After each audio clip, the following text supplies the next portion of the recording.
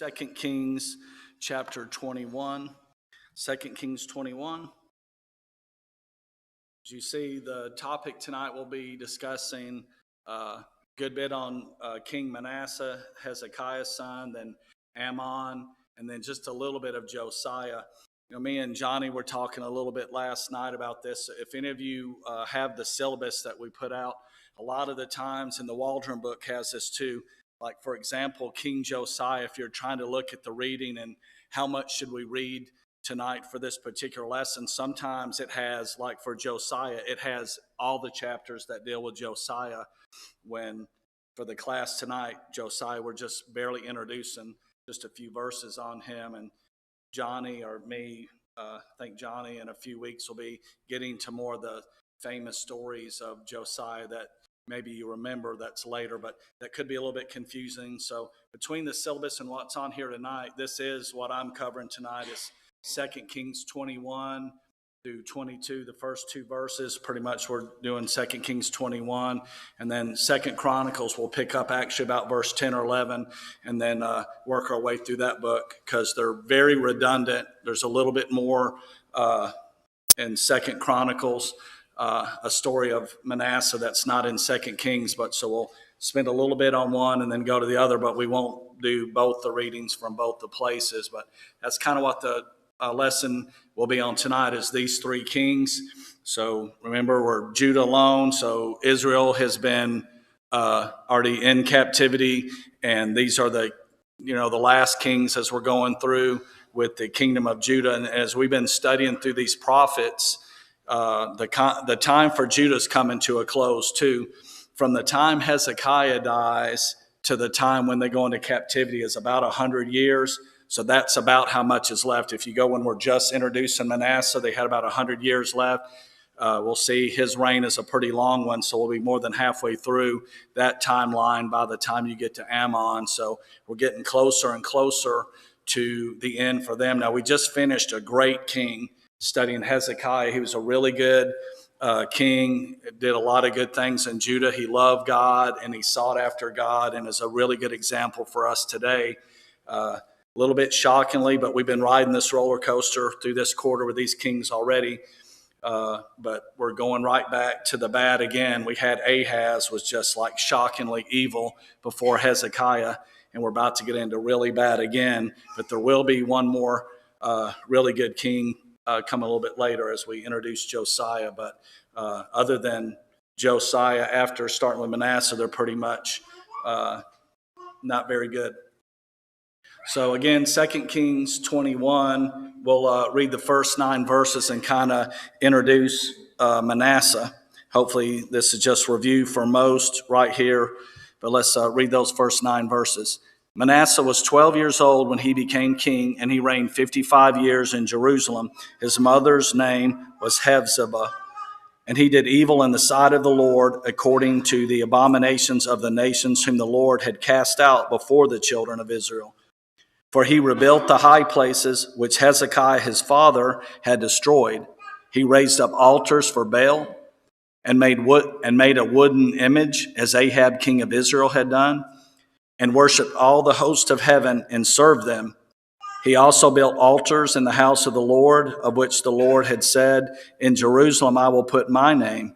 And he built altars for all the host of heaven in the 2 courts of the house of the Lord. Also, he made his son pass through fire, practiced soothsaying, used witchcraft, and consulted spiritists and mediums. He did much evil in the sight of the Lord, so to provoke him to anger. He even set a carved image of Asherah that he had made in the house, of which the Lord had said to David and to Solomon his son, "In this house and in Jerusalem, which I have chosen out of all the tribes of Israel, I will put my name forever, and I will not make the feet of Israel wander any more from the land which I gave their fathers." Pay attention to this part. "Only if they are careful to do according to all that I have commanded them, and according to all the law that my servant Moses commanded them." But they paid no attention, and Manasseh seduced them to do more evil than the nations whom the Lord had destroyed before the children of Israel. So not a very good report. Now, we just spent maybe a couple of weeks on King Hezekiah, just right up there with the best kings of all time of God's people. And then immediately again, we've discussed this several times on this roller coaster, but here we go again, a really, really strong king. Now, we do know that Hezekiah had a few mistakes at the end where he was a little prideful and did some things that, cost Judah from the way that he acted there. But overall, he's a very, very good king. And here we go again, where the son from that king is just absolutely evil, acting more like his grandfather than he did his father. So all that stuff we talked about Ahaz just a few weeks ago and his evil and all those, you remember the altar that he saw in the foreign land that he came and rebuilt, kind of moved God's stuff out of the way, and then all that evil that he put inside the temple of the Lord, including shutting the place down and all that stuff. Here we go again, after all those years and after all the restoration and after all the good that Hezekiah did, here's his son doing absolute evil. So 12 years old, that makes sense that he would be very impressionable at 12 years old. He reigns for 55 years, which is the longest reign in Israel and Judah. It's a really long time that he rules there, but it was an evil rule. We will talk about a little bit of restoration that he had in his later years. We'll get to that in just a moment. But overall, what he's known for and what we're going to see in some of the prophets that we read later, I mean, he's called out as being this really evil king, even though we know that he did some things right a little bit later. His rule is known as a very evil one. So he did evil in the sight of the Lord, and some of those things we just read just a moment ago, rebuilt the high places. So all that work that Hezekiah did to remove all that evil, he built them back up. He raised up altars for Baal. It compared him to Ahab in that way. Made a wooden image, right back to idol worship. Worshiped all the host of heaven, all these foreign gods and all this sort of stuff. It's consumed him. He's doing just like his grandfather had done. He built altars in the house of the Lord. Again, all that was cleaned up and taken care of. He's bringing all that nastiness back into the house of the Lord. Built pagan altars for all the host of heaven in the courtyard of the house of the Lord. And again, this was just like Ahaz, if you remember, talked about having his sons pass through the fire. He did the same thing. So somehow, whatever the exact reasons were, the influences of the people around him, those that he came in contact to, or those that came in and out of the area, it led him to getting right back into the stuff that his father had removed from the country. And it's going to have a severe consequence. God's patience, as we'll be reading, has pretty much going to come to an end. So their captivity is going to be inevitable now based on Manasseh and his evil. And I just put a little note at the bottom, as already brought up. This sounds very similar. If you go back and read all the things that it said about Ahaz and all the things that he did, you can almost line them up one for one. That's the stuff Manasseh did. A couple things are a little bit different in there, but they're all evil. A few other things, practicing soothsaying and witchcraft. So, he's not leaning on the one true God. He's leaning on idols for one, things made with man, but he's also taken it to another level and on the side of the devil and getting into stuff that is just pure evil and seeking just anything out there that just strikes his fancy, I guess, a little bit. But it says there about him that he did much evil in the sight of the Lord to provoke him to anger. And then it goes on talking about Asherah, which is that Canaanite goddess of fertility. He went so far as setting that carved image of this Canaanite goddess in the house of the Lord. So he just really, it's almost like he should have been the son of Ahaz, because it's like he just moves right, every bit of that, all the goodness and stuff that Hezekiah was done, he just forsakes all of it and goes right back to evil. And it said there that Judah, the people themselves paid no attention to what the Lord had said. Remember, all these prophets that we've been talking about and the words that they're saying, seek God and God will be with you, and turn away from all this evil. They paid no attention to any of that. Everybody did what they wanted to do. Everybody served the idols that they wanted to serve. And Manasseh was actually an instigator. It wasn't just Manasseh did this, but it describes his of being one that actually seduced the people to do these things and not do what God wanted. So, he's really kind of, the turning point, like the last straw here for God as far as the people here. So it says Manasseh seduced the people to be more evil than all these other nations that God had taken down. Johnny?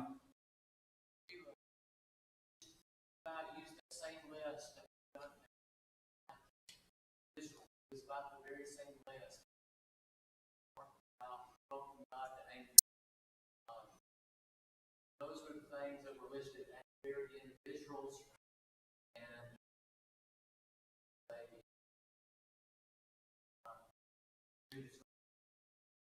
Yeah, so Johnny just brought up the point. If you think back to a few weeks ago when Johnny was teaching the class on the end of the northern kingdom of Israel, if you take the list of all these things we just went through and everything that God accused them of doing and who they were as a people at that time, with his patience had come to an end for them. This is exactly now what Judah has become. So appreciate that point. Is there any other comments on these first 9 verses before we move on? Okay. We'll continue the reading a little bit more. Just continue on where we were right there. Now picking up at verse 10 of 2 Kings 21. It says, "And the Lord spoke by his servants the prophets, saying, Because Manasseh, king of Judah, has done these abominations, he has acted more wickedly than the Amorites who were before him, and has also made Judah sin with his idols. Therefore, thus says the Lord God of Israel, Behold, I am bringing such a calamity upon Jerusalem and Judah that whoever hears of it, both his ears will tingle. And I will stretch over Jerusalem the measuring line of Samaria." That goes along with Johnny's point right there. "I will stretch over Jerusalem the measuring line of Samaria and the plummet of the house of Ahab. I will wipe Jerusalem as one wipes a dish, wiping it and turning it upside down. So I will forsake the remnant of my inheritance and deliver them into the hand of their enemies, and they shall become victims of plunder to all their enemies, because they have done evil in my sight and have provoked me to anger since the day their fathers came out of Egypt, even to this day. Moreover, Manasseh shed very much innocent blood till he had filled Jerusalem from one end to another, besides his sin by which he made Judah sin in doing evil in the sight of the Lord." So again, as we just said a few moments ago, this is pretty much describing, as Johnny was saying there too, God's patience now has run out on the southern kingdom. The kingdom that David was the king over, or that he was known for down in Jerusalem, going from the United Kingdom, actually going all the way back, the point God's making here, going all the way back to where he saved him out of Egypt right here. And we know the whole story from that time all the way here, a stubborn and stiff-necked people. God was so merciful to them over and over and did so much and so many things to the people to show that he loved them and wanted them to be with him and wanted to be their God and they to be his people. But God is pretty much saying, look back at the whole story. Look at everything from the time I brought you out of Egypt. It's just constant evil. You're just stubborn. You're stiff-necked. You don't listen. You go your own way. You turn your back on me. So, as it says there on the slide, Manasseh had done these abominations, or because he had done these abominations, the Lord will bring a calamity that will make the ears tingle of people that hear it. It's just going to be just a amazing, shocking thing for all the people that would have been enemies of the country. They're going to love what they hear is happening to them. But they made the bed that they're lying in, and we saw God has given chance after chance after chance after chance, and he just wants them to be his people. But again, they continue to, serve all these idols, and now you got this king actually seeking after things that are run, through the devil and all this absolute evil spirits, getting into witchcraft and all that other stuff. He's just totally turned his back on God in every way possible. So it describes, and we've seen this phrase used before about how God is going to wipe the dish. And if you just see something that was just covered with nastiness and stuff all over this, but you see the hot water on it and stuff, you got this really good, and it's just wiping before it, everything's gone. It's a description of an absolute annihilation and the end to this putrid people that refused to serve God. So it's a very kind of destructive phrase there about wiping this dish and turning it upside down. Pretty much there's not going to be anything left of worth of them. So it also describes there that the Lord will forsake the remnant. If you look at the whole country before, they've already lost. You got all these tribes, and the northern kingdom has already been wiped in the way that was described here and taken away, and nothing but the poor was left up there that's now intermingling with the foreign nations and creating this kind of new people up there. God has totally wiped out the northern kingdom, and now he's saying this remnant of his inheritance, what's left, the southern kingdom, the rest of his people are now going to be wiped out too, and they're going to be delivered into their hands of their enemies. So again, if you look at the timeline that we talked about, we're less than 100 years, somewhere in that right there. So the time, we've gone over hundreds and hundreds of years, and now we've seen one kingdom fall, and it's just narrowing down and narrowing down. And by the time that you get through, this particular king will be down to about less than 50 years before they're totally wiped from the land.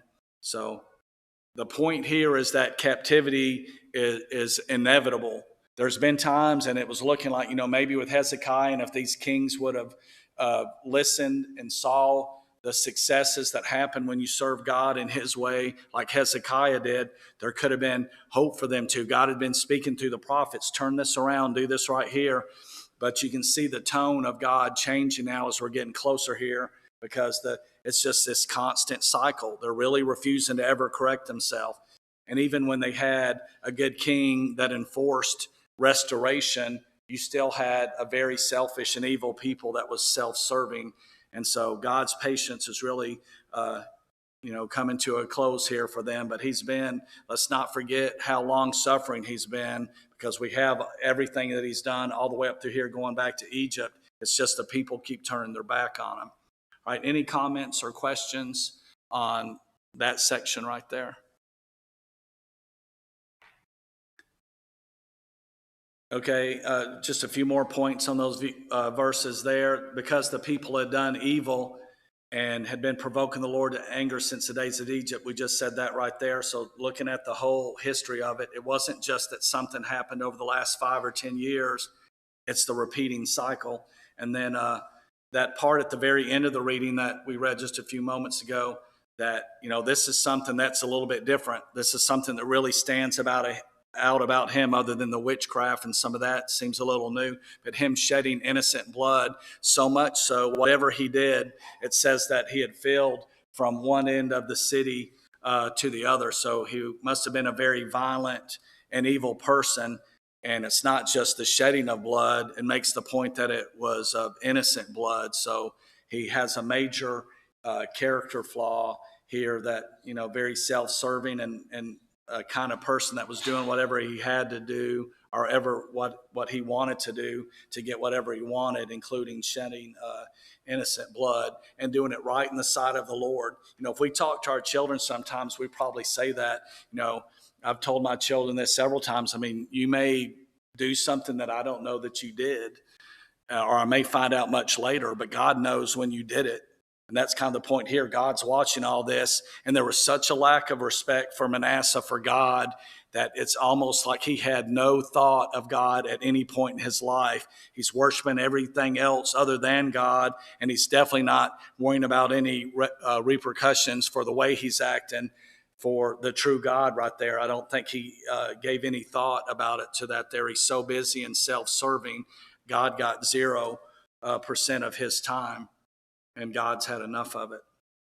All right, let's flip over, because if you compare 2 Chronicles 33 to 2 Kings 21, all the starting verses are pretty much redundant. But let's jump to about 2 Chronicles 33 and verse 11, and let's pick up some of the reading there. Take these a few verses at a time. Let's just read what it's saying here in 33:11. Therefore the Lord brought upon them the captains of the army of the king of Assyria, who took Manasseh with hooks, bound him with bronze fetters, and carried him off to Babylon. So this part of the story is not told in the book of 2 Kings, but this is very interesting. And Miss Weatherford brought this up to me a few weeks ago. She couldn't remember which king it was. She was like, wasn't that Ahaz? And she was kind of telling me that gets shackled and taken off, but he's able to come back. Well, no, that was Manasseh. But, here's the deal right here. And, we know that they're eventually, being that we're just looking back, we know that they're going into Babylonian captivity eventually in the next 100 years. But, Assyria is still the power at this time. And the kingdom that took down the northern kingdom is still the power in the region. And they come down here, and, you notice here, the Lord brought upon them the captains of the army of the king of Syria. God has had it with Manasseh. And we know that he's used evil nations and other people to bring about his will in the past. And he's doing that right here again. He's got, a king that's just as evil as the kings of Assyria. And the way it was really described in a few verses back, probably more evil than the kings of Assyria that they had right there, in that way that it described him. So God's had enough with it. So he has Assyria come down there and take him away with hooks. Either they do it in the nose and in the mouth. That's a totally humiliating thing where they pull him like an animal and he goes off. And you had to think in his mind, if this is happening to him, I'm done for. Assyria came and I'm in shackles now and they're pulling me off and treat me like an animal. That's the end of my reign and probably the end of my life. So that's kind of where this is starting. But just God had had enough of him, and he allows Assyria to come down and take him off and carries him, not the country yet, but carries him off into captivity to the area of Babylon. So he's shackled. Here's a little visual right there where kind of treating like an animal, where they're pulling again from the mouth or the nose. They did different things where they really humiliate and hurt them. And it's a very rough sort of, letting them know who's in charge sort of thing. So he was majorly humbled with what is happening here in 2 Chronicles as described here in verse 11. All right, let's read a few more verses there. Verse 12. Now, when he was in affliction, where they carried him off to in shackles. Now, when he was in affliction, he implored the Lord his God. That's shocking to me. I don't know about you based on what we read. But he implored the Lord his God and humbled himself greatly before the God of his fathers and prayed to him.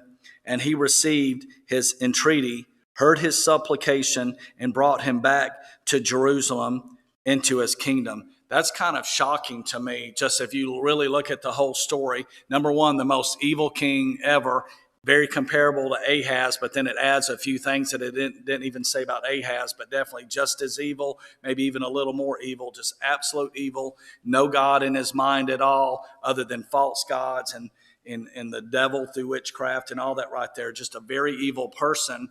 Seemed like he gave not one bit of his time up to this moment to the true God, but after he is humbled and humiliated and drug off himself into captivity, he actually sees the light. He has that moment, and he, I guess, comes to his senses and realizes, I don't know how much of the influence of Hezekiah's time over his son here might have come back to him, because whatever it was, he let none of that into his heart during the first years of his reign. But when he gets there, something overcomes him and he realizes the state he's in. And he knows, he'd have to be thinking, I'm about to be executed. My kingdom's over. My life's over.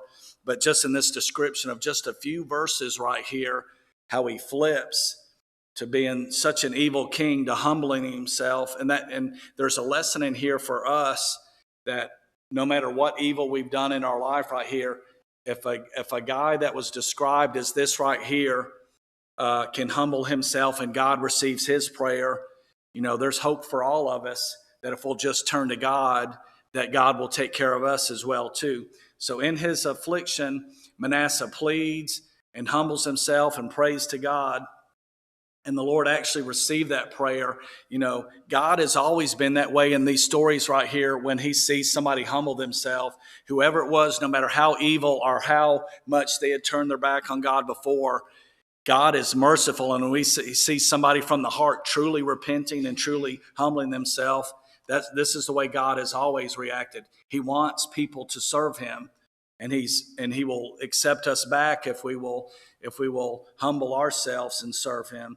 So let's just remember that point right there. But this is just an amazing story that he actually, learns, this is the true God, and I should have been worshiping him. And it does have an effect on him that, he's able to go back to Jerusalem, which is just shocking. So we know that God had a role in that right there, because you wouldn't think normally if Assyria took him up there, they could care the less if he humbles himself to the true God or not. They want him to pretty much worship their gods and stuff. But so it's obvious that God had a role here, that he is able to survive this humiliating experience, and through humbling himself is able to actually go back and rule again.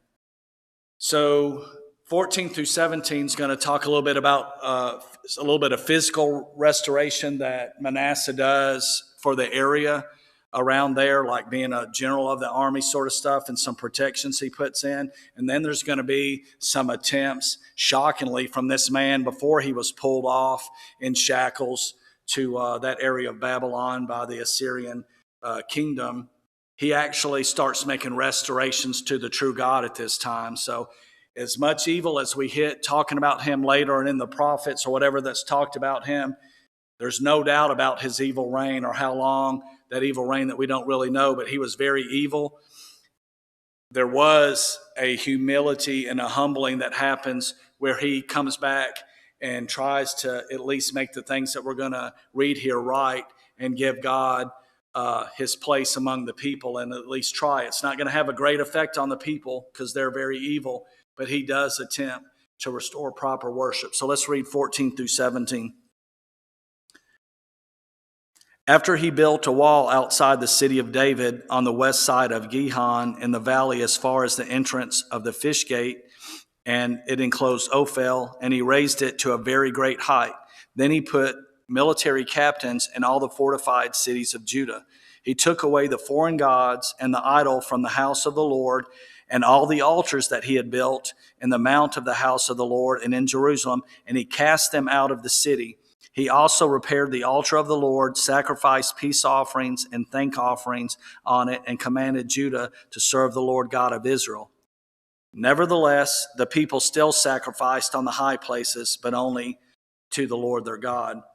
So some changes did come about that were good based on his humbling that happened through his captivity.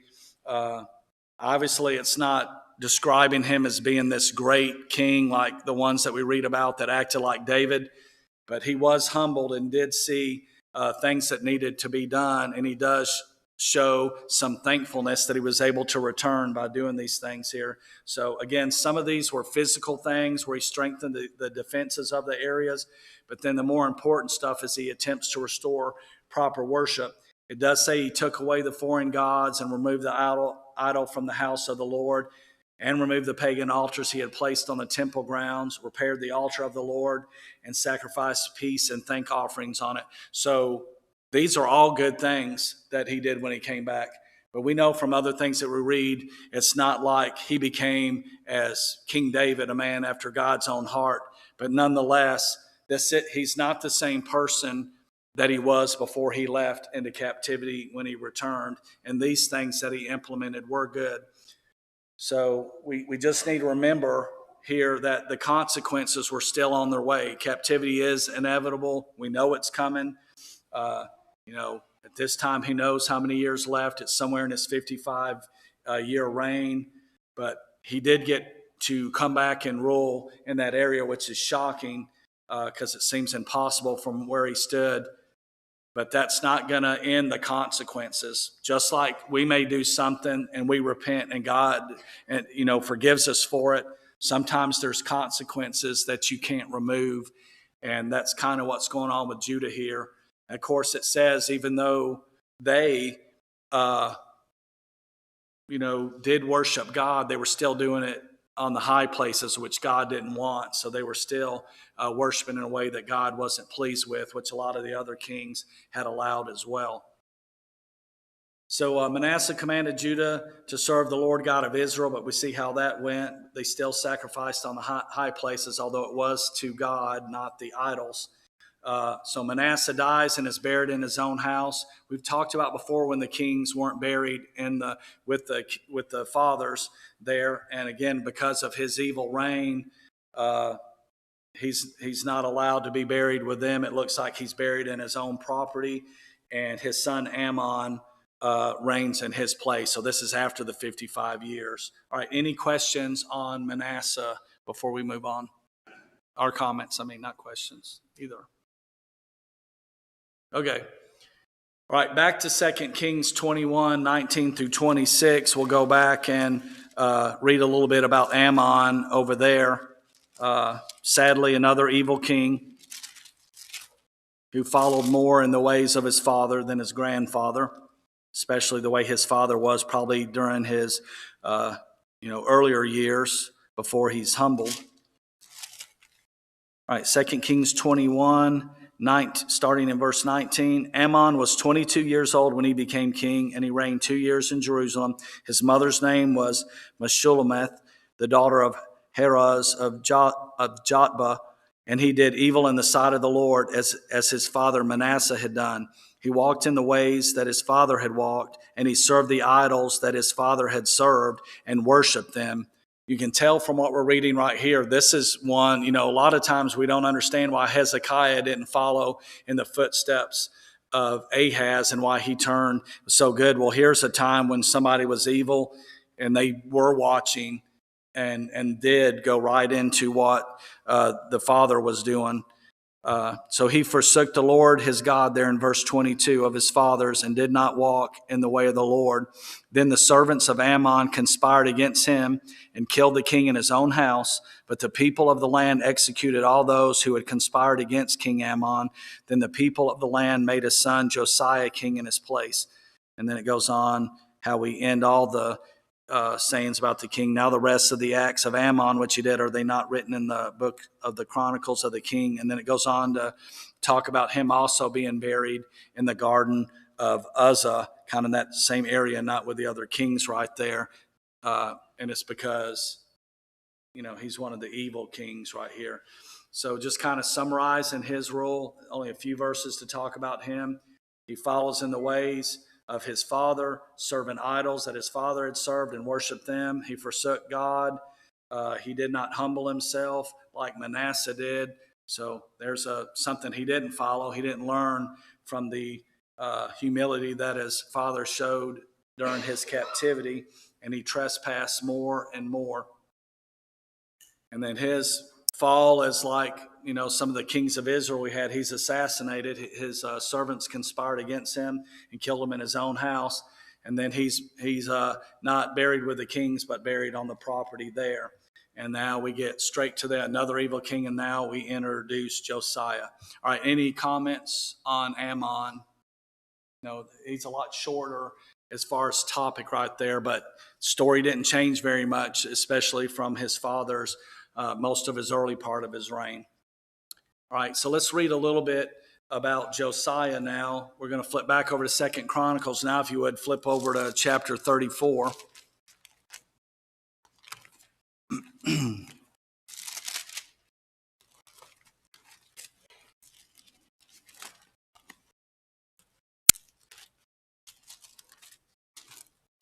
Again, we'll save some of these stories that you may think of Josiah a little bit later, but we're going to really talk just the introduction of him. And then I think it's Johnny that's teaching in a few weeks that'll get into the finding the book of the law and all that other stuff that, that really sticks in our mind as related to Josiah.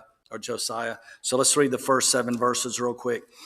So Josiah was 8 years old when he became king, and he reigned 31 years in Jerusalem. He did what was right in the sight of the Lord and walked in the ways of his father David, and he did not turn to the right or to the left. So you see a very complimentary introduction to who Josiah is going to be, even though father and grandfather were very evil.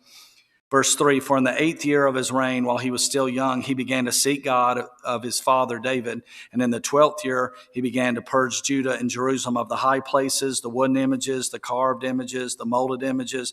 They broke down the altars of the Baals in his presence, and the incense altars which were above them he cut down. And the wooden images, the carved images, and the molded images he broke into pieces and made the dust of them and scattered it on the graves of those who had sacrificed to them. He also burned the bones of the priests on their altars and cleansed Judah and Jerusalem. And so he did in the cities of Manasseh, Ephraim, and Simeon, as far as Naphtali and all around, with axes. When he had broken down the altars and the wooden images and had beaten the carved images into powder and cut down all the incense altars throughout all the land of Israel, he returned to Jerusalem. So a lot of good stuff said about there. So you have Manasseh, who was evil, that did all this stuff and just turned the Jerusalem upside down with evil. Kind of had a restoration period, but then you have his son comes in, Ammon, and builds the evil stuff right back up. But when Josiah gets old enough, he goes in and he tears it down, and he's one of those few kings that's compared with the phrase of walking in the ways of David. So he's very similar to his great-grandfather Hezekiah. So in the 8th year, it described him when he was 16 years old. That's when he began to seek God.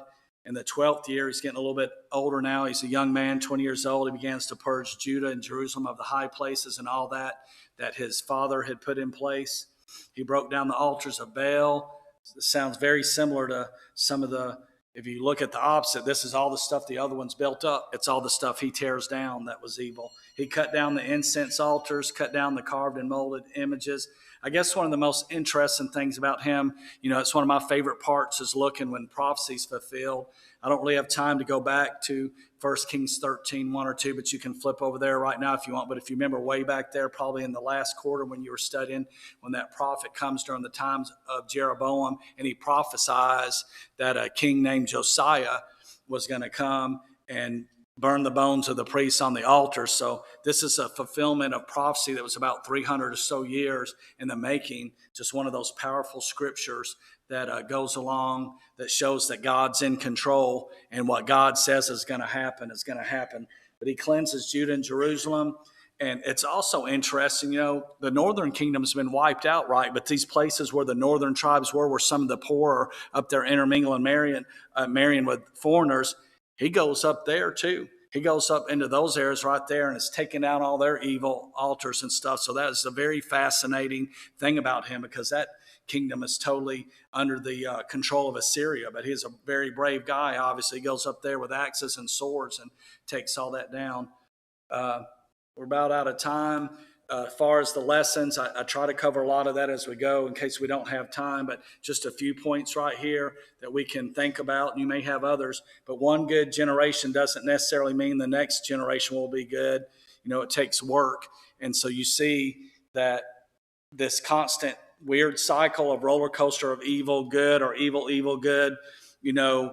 Somebody that seeks after God, it doesn't matter if their parents evil. If they want to do it and want to serve God, they can do it. Another point, God offers his grace and mercy even to the worst of sinners. Manasseh is a shocking story of how evil it was, but God's mercy, Manasseh humbles himself. God accepts him back in, lets him go back. Shockingly, right under Syria, God must have taken control of the minds of Assyrians, like let him go, because that would not have been anything they would have wanted to do.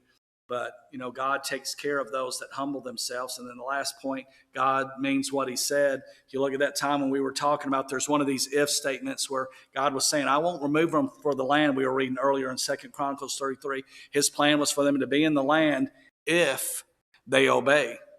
If they obey. And guess what? They don't obey. So what's going to happen? They're going to be wiped like a dish, and the land's gone because they don't obey. So we need to trust in God and know that God will keep his word on those things that he promised to do. And he definitely does that right here.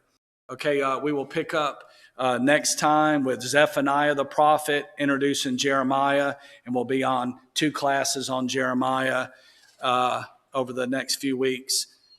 Kind of the next 3 or 4 are on those prophets, and also I think Habakkuk's after that. But we'll be off the narrative for a little while and just studying the prophets. But thanks for your attention. Jeremiah chapters 37 to 40 gives us an account of the fall of Jerusalem. What I'd like to do is look at some select passages in this reading, and we'll just make reference to some of the statements made for the sake of time.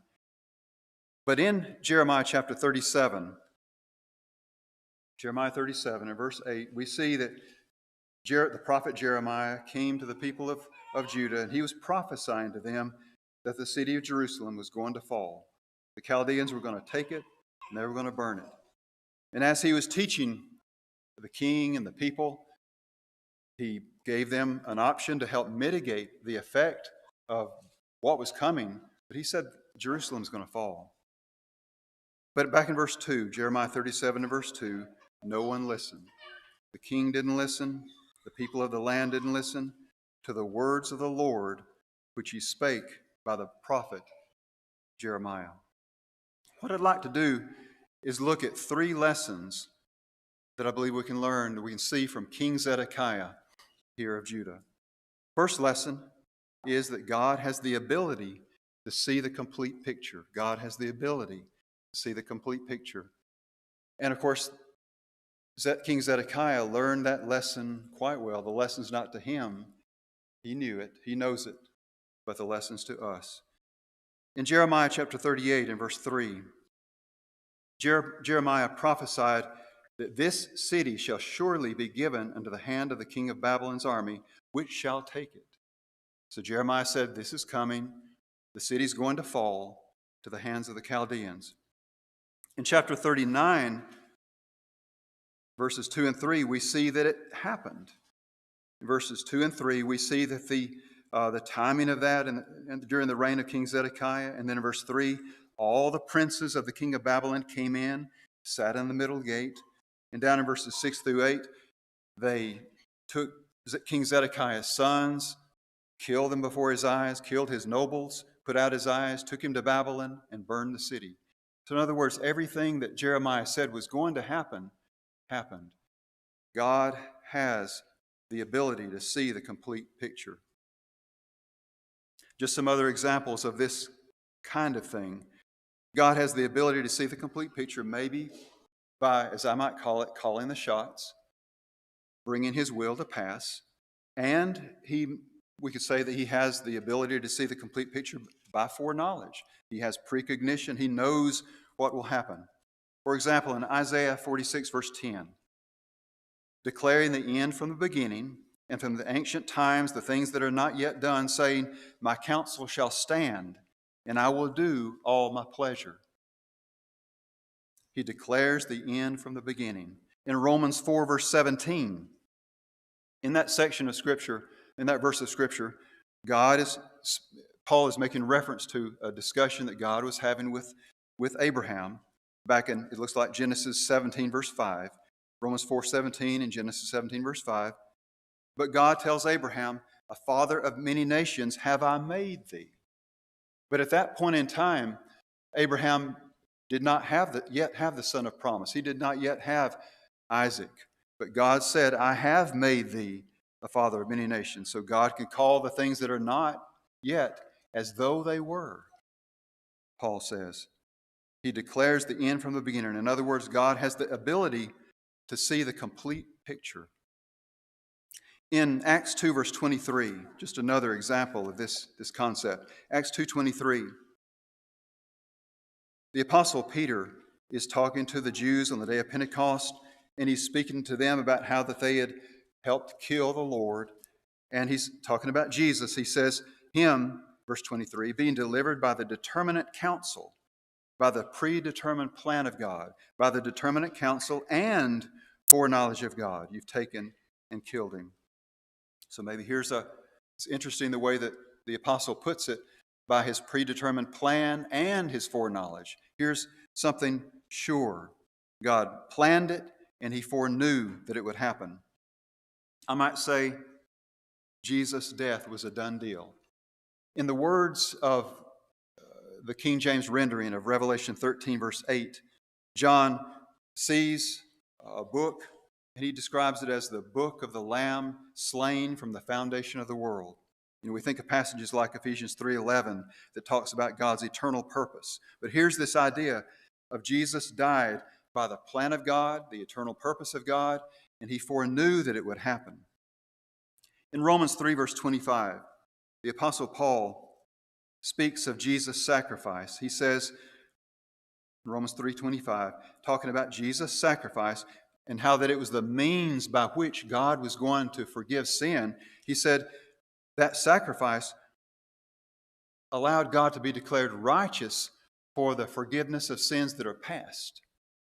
In other words, for example, in 2 Samuel 12, verse 13, when Nathan was talking to David, David confessed his sin, that the sin with Bathsheba. And Nathan said, not only are you not going to die, but he said, God has put away your sin. And then in Psalm 32 and verse 5, I take it, David is describing that event. He said he confessed his sin and God forgave it. How could God put away his sin? How could God forgive his sin? Well, we see here in Romans 3, verse 25, that God had the complete picture. Here was his predetermined plan, something that he planned from eternity. He foreknew that it would happen, and by this death of Christ, he could be declared righteous. The blood of Christ, by the blood of Christ, God could be declared righteous for forgiving the sins past. Just so several examples, just to show us that God has the ability to see the complete picture. But again, the lesson's not to Zedekiah, the lesson's to you and I. Zedekiah, the city's going to fall. We could say to ourselves, this world's going to fall. In 2 Peter chapter 3, verses 9 through 12, in that section of Scripture, 2 Peter chapter 3, verses 9 through 12, in verse 10, Peter said, but the day of the Lord will come. King Zedekiah, Jerusalem's going to fall. That day's coming. Well, to us, the day of the Lord will come. Well, what does that mean? Is that King Zedekiah? Here's what I would counsel you to do. Listen to the words of the Lord. The city's going to fall. Here's what you need to do. Peter would tell us, the world's going to fall, we might say. Verse 11, seeing then that all these things are going to be dissolved. These United States, they don't fall before the Lord comes again. They'll go up in smoke. The world will go up in smoke. All of these things are going to be dissolved. Seeing that that's going to happen, what manner of persons ought you to be? Here's the way you need to live. You and I need to live holy lives, because that day is coming for us. God has the ability to see the complete picture. He showed Zedekiah what was going to happen, and it happened. He's showing us what's going to happen, and it will happen. A second lesson that I believe we can learn from King Zedekiah is that we'll reap what we sow. In chapter 40, back in Jeremiah chapter 40, the Chaldean captain of all people, this is neat, the Chaldean captain in verses 2 and 3 was telling Jeremiah about Israel. Jeremiah was following God, but he was talking to Jeremiah in reference to the people of God, and he was preaching to Jeremiah, and he said, the captain of the guard took Jeremiah and said unto him, the Lord thy God hath pronounced this evil upon this place. Now the Lord hath brought it and done according as he hath said, because you have sinned against the Lord and have not obeyed his voice. Therefore, this thing has come upon you. Jeremiah, you're reaping what you've sown. Zedekiah knew that lesson quite well. He learned it by experience firsthand. The lesson's not to him, the lesson's to us. We'll reap what we sow. Now, Zedekiah reaped the result of his disobedience, but he could have reaped the result of obedience. Back in Jeremiah chapter 38, In Jeremiah 38, verses 17 and 18, Jeremiah said to King Zedekiah, if you'll surrender, if you'll give yourselves up, if you'll surely go forth unto the king of Babylon's princes, you'll live, your house, and this city will not be burned with fire. But, verse 18, if you will not go forth to the king of Babylon's princes, then this city shall be given into the hand of the Chaldeans. They'll burn it with fire, and you will not escape. And so Zedekiah reaped the result of his disobedience. He didn't listen to Zedekiah. His sons were killed, his nobles were killed, the city was burned, but he could have reaped the result of obedience and eliminated some of those problems, but he reaped what he sowed. We too will reap what we sow. Galatians 6, verses 7 through 10. In that section of Scripture, the Apostle Paul tells us we'll reap what we sow. He says if you reap to the flesh, you'll reap. If you sow to the flesh, you'll reap corruption. If you sow to the Spirit, you'll reap life. We'll reap what we sow. A third lesson we can learn from King Zedekiah is that we need to trust God. We need to trust His Word because God knows what's best. In chapter 38, Jeremiah 38 and verse 20, Jeremiah was pleading with King Zedekiah to listen to the words of the Lord. Obey, I beseech thee, the voice of the Lord, which I speak unto thee, so it shall be well unto thee, and thy soul shall live. Jeremiah pleaded with King Zedekiah to listen to God. But Zedekiah feared what would happen if he listened to God. Note verse 19. Zedekiah the king said unto Jeremiah, I'm afraid of the Jews. Here are these Jews, they've defected, they've fallen to the Chaldeans. And if I surrender, if I do what you say, Jeremiah, then they'll mistreat me. They'll mock me. So I am afraid of them. But notice what Jeremiah told him would happen in verse 20. Jeremiah said, they shall not deliver thee. Obey, I beseech thee, the voice of the Lord. King Zedekiah, you've nothing to fear. God knows what's best. Listen and trust God. The lesson's not to Zedekiah, the lesson's to you and lessons to me. Do we fear what will happen to us if we obey the voice of the Lord? In Matthew 10:28, Jesus said, fear not them which kill the body, but are not able to kill the soul, but rather fear him who is able to destroy both soul and body. Don't fear them which kill the body. Well, I can't do that. If that's what the word of the Lord says, I can't do that because these bad things will happen. And I don't want those bad things to happen. I don't like those bad things. I don't think they should happen to me. So I'm not going to obey the voice of the Lord.